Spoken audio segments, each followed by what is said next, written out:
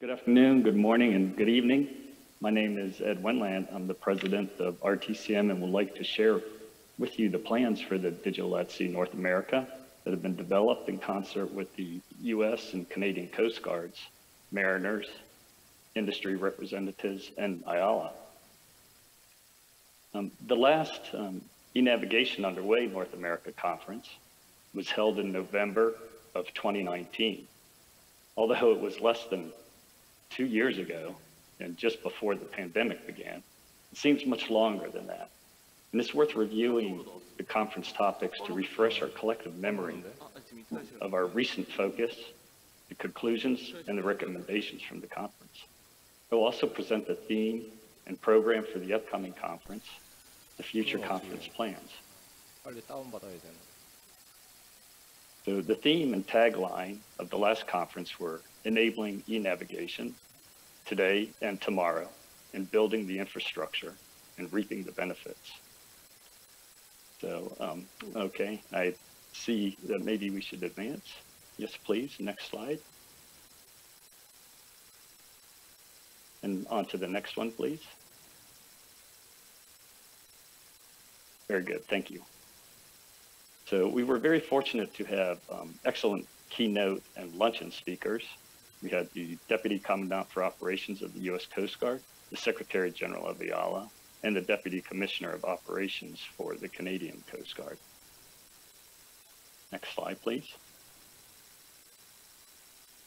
One of the goals of the conference steering committee was to ensure broad participation across all maritime interests, commercial mariners, fleet operators, government agencies, port authorities, and academia. The steering committee prioritized the topics of greatest interest and grouped them into the 3 sessions, and an outline of session 1 and 2 are shown here.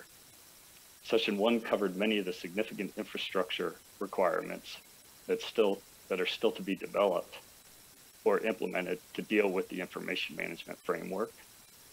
The material conveyed a sense of when and how those initiatives will affect activities, and the presentations discuss supporting services, such as communication links and how information is to be presented.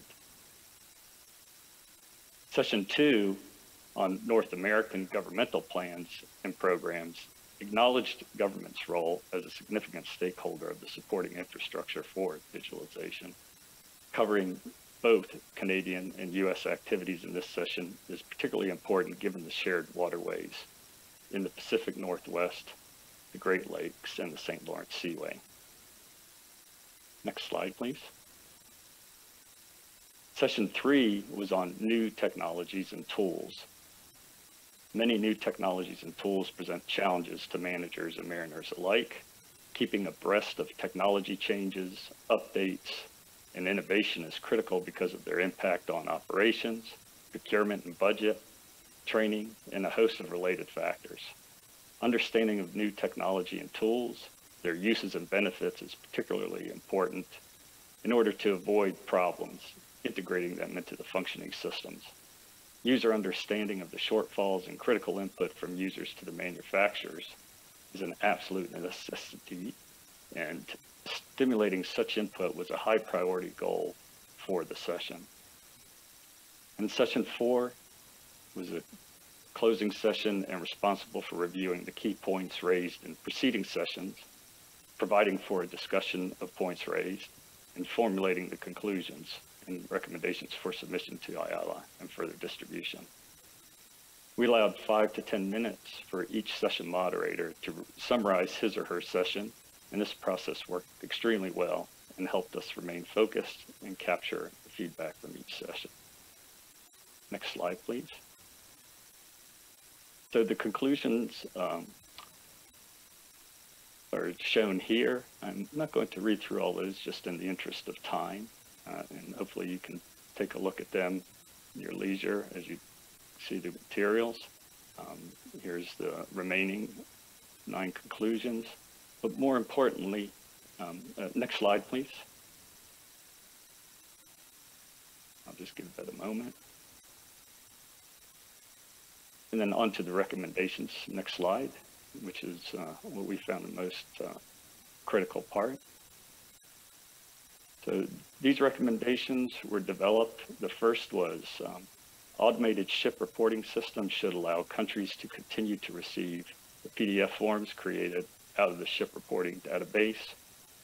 And second, considering the use of future standards for route plan exchange as a basis and integrate other elements, data elements as extensions to this standard. Cybersecurity needs to be considered, including a framework for secure identity management. Existing data standards need to be enhanced. The IMO Common Maritime Data Structures, such as the S100s, are to be used to ensure compatibility between different data sets. I think many of those we've heard about in these sessions. Some of those are not so important anymore, but it shows that we're closely aligned with a lot of the international and Asia Pacific needs. Next slide, please. Also important to our group of attendees was any activities need to ensure they consider improving standardization for the maritime domain. Maritime services expansions should be worked on to ensure harmonization. Continued development of autonomous maritime radio devices and identities. Continue to monitor and support work by public authorities to establish compatible systems for the electronic exchange of information. And also monitor the deployment and testing of the new satellite systems coming online, such as OneWeb.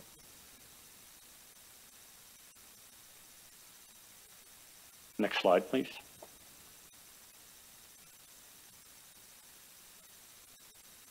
So on to the next conference for coming up. We have the theme of navigating our digital waterways. We want to recognize the changes that are occurring in maritime technology, the increasing availability of technology, and the new standards that are in place to support its use. So, as with everything around us, rapid change is underway. While the industry buzzword is digitalization, not just here at sea, but all around us. And as standards organizations, RTCM and IALA, can facilitate and to a degree lead the discussion about when, where, and why maritime industry stakeholders should be plugging in, and how the new standards can improve the safety and efficiency of their operations. The first session planned includes strategic implementation, the IALA Digital at Sea update, and an IHO developments. The second session we're planning will have North American governmental plans and programs, which is represented by the listed agencies.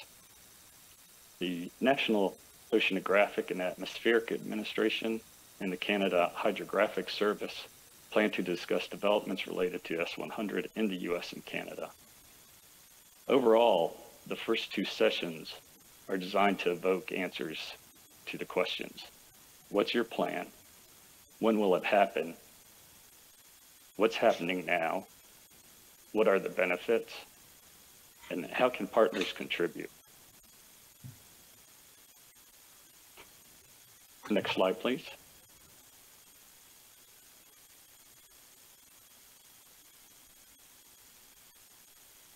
Next slide. So we have 3 remaining sessions, and they will address digitalization on the horizon and today. The topics include VDES and its potential with ASM and PNT solutions. Related to this session, RTCM has recently started a Special Committee 138 on ranging mode application for VHF data exchange system, and we are working with IALA on this too. On the next session, we're talking about e-navigation via low Earth orbit satellites, broadcast notice to mariners via the web, WAMS 2.0, the River Information Service, underkeel clearance, weather via ship, and weather via AIS from shore, and also the Antigua single window reporting system. And that will the final report will wrap up this session. Next slide, please. So we have had challenges with COVID as everyone else, the ongoing pandemic, but we're forging ahead, and we've just recently confirmed plans to host a conference on the 25th and 26th of January 2022. The venue will be in Tampa, Florida, and the details will be released shortly. So please mark your calendars for January 25th and 26th of 2022. As you can imagine, it's been very dynamic, but I think we have a good plan going forward to safely hold the conference. Plans for future conferences, we wanted to make sure we select dates that minimize conflict with the other conferences, and also the government fiscal year start, which has been a challenge in the past. We would like to alternate the conference location between the US and Canada, and have come to early agreements on this, where we will hold it in conjunction with the Canadian Mariners Workshop every other year. We would also like to include Mexico.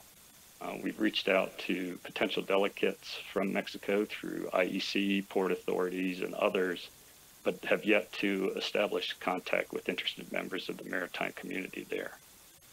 Should you have any contacts, I would very much like to hear from you so that we may include them.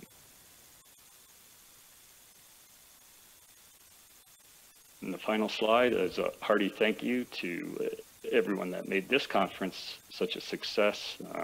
Hats off to South Korea and all the participants. And we look forward to seeing you at Digital at Sea North America. Thank you, Omar.